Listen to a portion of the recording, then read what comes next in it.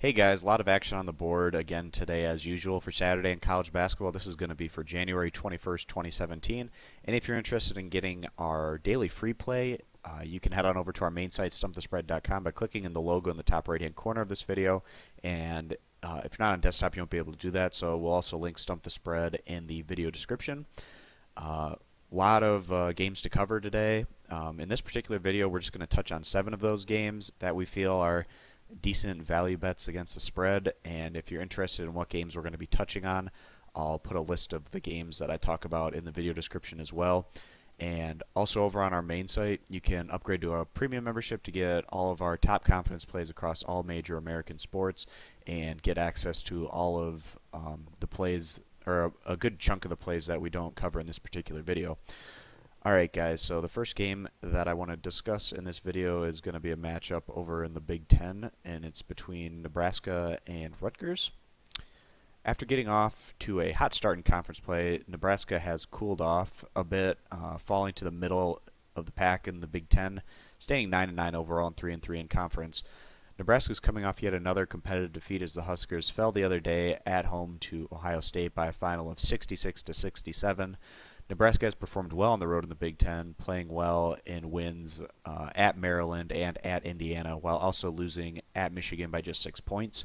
The Huskers have been showing growth as a developing roster this season, and this squad has been led by veteran Ty Webster, who stepped up, averaging 18.3 points per game.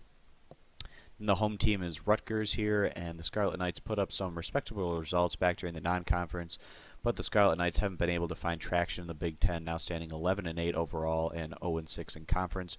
Rutgers was throttled in their last outing, losing to Indiana on the road by a final of 57-76, and the Scarlet Knights are 0-2 at home in Big Ten play, losing to Penn State and Northwestern. Rutgers tries to slow the pace of play given their offensive deficiencies, as the Scarlet Knights rank 14th in the conference in scoring compared to 3rd in total defense. Nebraska is now riding a 3-game losing streak after getting off to a red-hot start in Big Ten play, but at least the Huskers have been very competitive during their recent skid. If the Huskers hope to be a factor in the Big Ten, then these are the type of road matchups that Nebraska needs to win. We do like Nebraska to get back on track today as they go on to come through here and start at a pick 'em. Right now Nebraska's -1, but we do like them to go on and cover the spread here against the Scarlet Knights. Next game that we want to talk about in this video is going to be over in the Big 12 between Iowa State and Oklahoma. Iowa State has been very competitive thus far in Big 12 play, standing 11-6 overall and 3-3 in conference.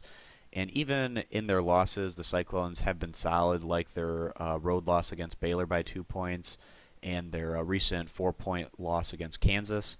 Iowa State also has a true road win in Big 12 play with their 10-point win at Oklahoma State. The Cyclones have shown they can get the job done at home and on the road in this highly competitive conference. And Iowa State brings effort on both ends, ranking 39th in the nation in scoring and 74th in total defense. Veteran guard Monty Morris is the catalyst for this squad, and he's leading the offense, averaging 15.9 points per game. It's been a pretty disappointing season for the Oklahoma Sooners, but everyone knew this group was going to take a step back in the Big 12 given the veteran talent that this roster lost during this past offseason. Oklahoma is actually coming off one of the more shocking wins in college basketball this week, as the Sooners went on the road against West Virginia and beat the Mountaineers by a final of 89-87. Oklahoma has picked up their play as of late, winning 2 straight, and this group now stands 8-9 overall and 2-4 in the Big 12. Veteran guard Jordan Woodard has been the spark to get the Sooners back on track, and he's leading the way and coming off back-to-back 20-plus point performances in those 2 Oklahoma wins. There arguably hasn't been a team playing better ball in the Big 12 over the past week, and Oklahoma, with a healthy Woodard, has the Sooners actually looking like a respectable team right now in the Big 12.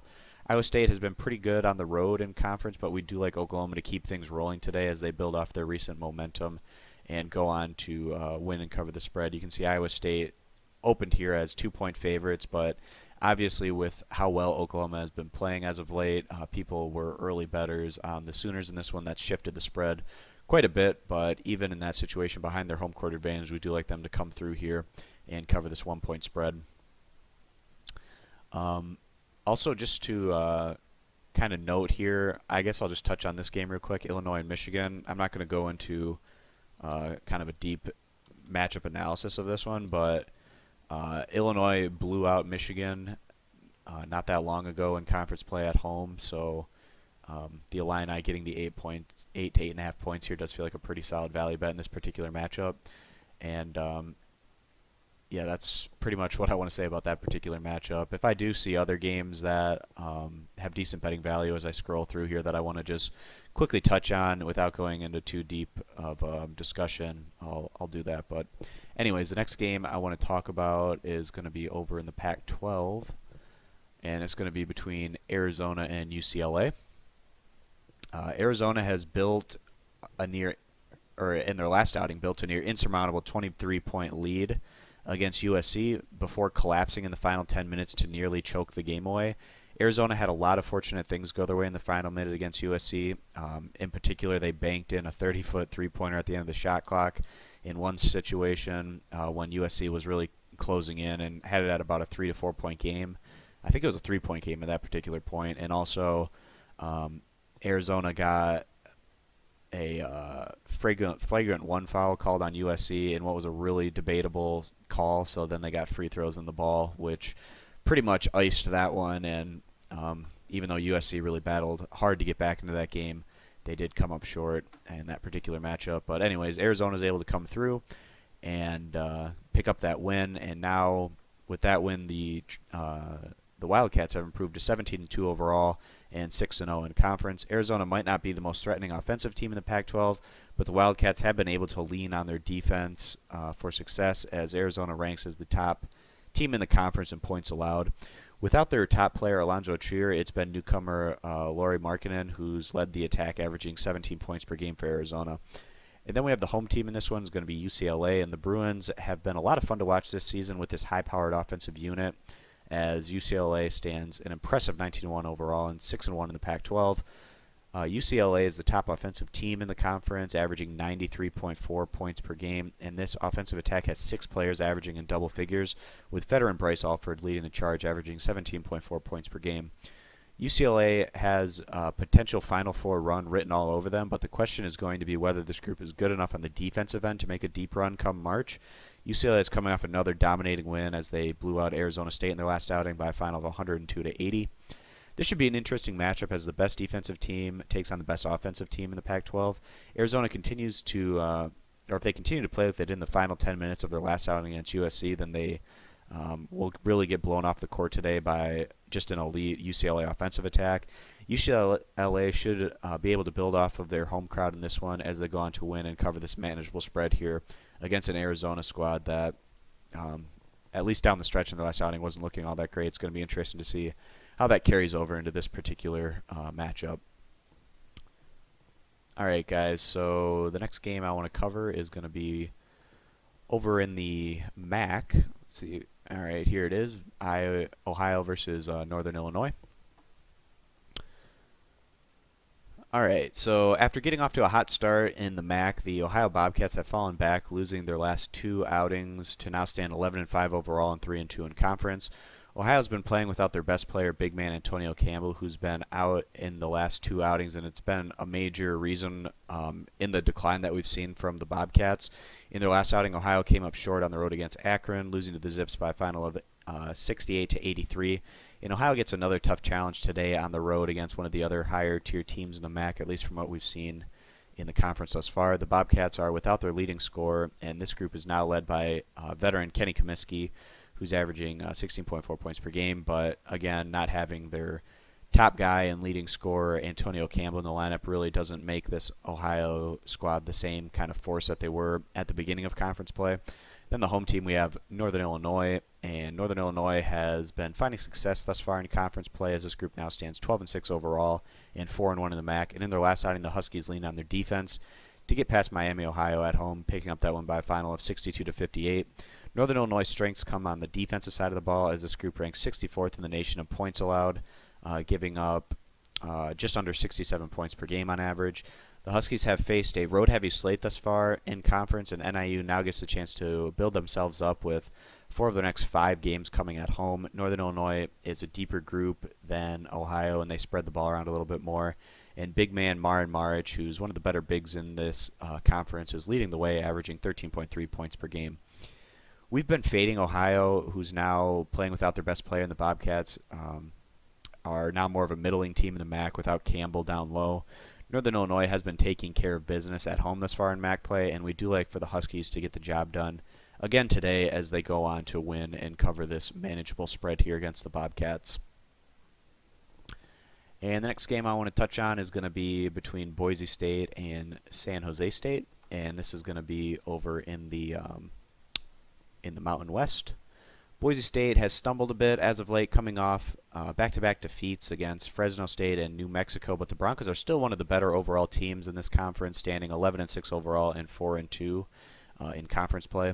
Boise State has shown fairly well on the road so far this season, and the Broncos have run recently in conference on the road against teams like Utah State and UNLV.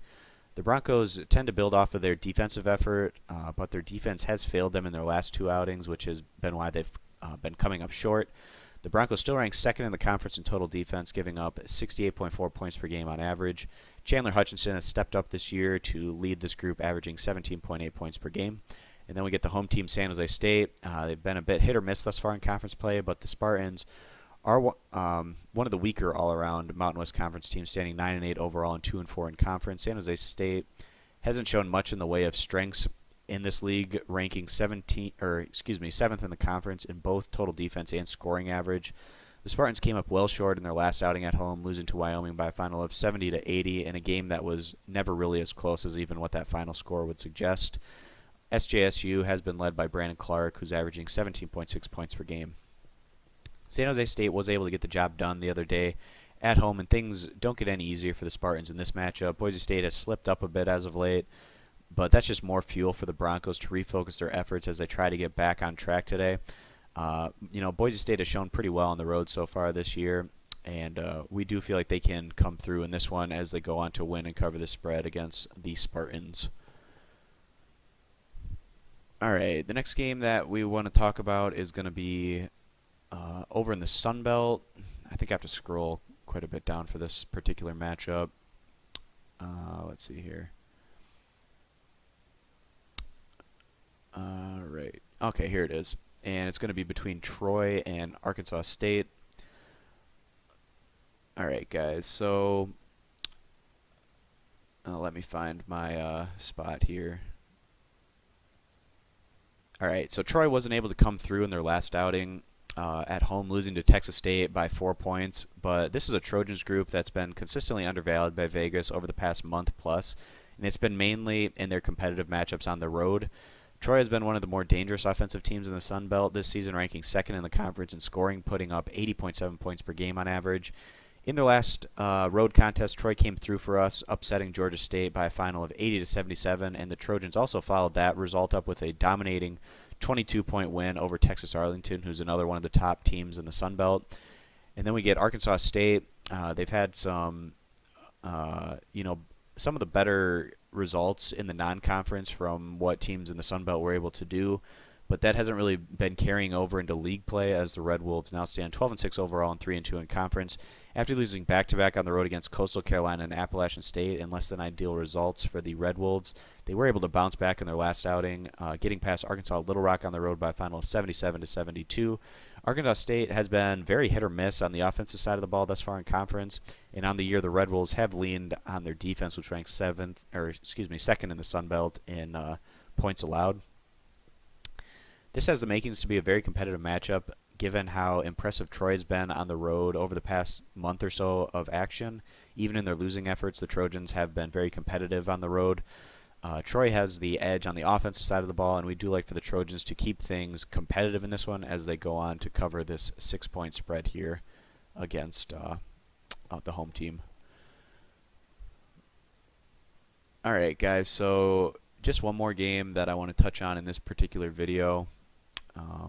And actually, just to touch on a quick matchup here, Old Dominion against UNC Charlotte. Old Dominion has the top defense in this conference, and going on the road here, in basically a pick'em, we do feel like the Monarchs have a pretty decent betting value in this particular matchup. All right, so the last game that I want to talk about is going to be over in the Big Sky. At least the last in-depth matchup I want to talk about. I might touch on a couple more games here, but it's going to be between Idaho State and North Dakota. All right, so let me find my spot here. All right, so Idaho State have been a major disappointment this season, as the Bengals were hoping to take the next step in their development. But that hasn't been the case, as Idaho State stands just 4-14 overall and 1-4 in conference. Idaho State has had their issues on both sides of the ball, ranking about 290th in the nation in both scoring average and total defense. The Bengals were finally able to snap out of their 8-game losing streak against D1 competition, getting past Northern Colorado in their last outing on the road by a final of 73-69. A lot of Idaho State's players have taken a step back this year, and that's a really disappointing sign for a team that was really showing a lot of promise last year. But this group has been led by veteran guard Ethan Telfair, who's averaging 16.7 points per game. Then we get the home team, North Dakota. They really are becoming a real threat in the Big Sky, standing 10-7 overall and 5-2 in conference. And this group has been showing a lot of fight, winning 5 of the last 6 games. North Dakota picked up a huge win in their last outing, getting past Weber State at home by a final of 83-77. And the goal for the Fighting Hawks has to be resisting complacency coming off of their recent successes. North Dakota has been one of the more dangerous teams on both sides of the ball, ranking 3rd in the conference in scoring and 4th in total defense. The Fighting Hawks have been led by Quentin Hooker, who's averaging 18.4 points per game. Idaho State was able to come through and break through from their losing streak in their last outing, but things get tougher for the Bengals today, going back-to-back on the road and facing tougher competition. North Dakota's coming off a great win at home against Weber State, and we do like for the Fighting Hawks to come through at home again today as they go on to win and cover this rather large spread here.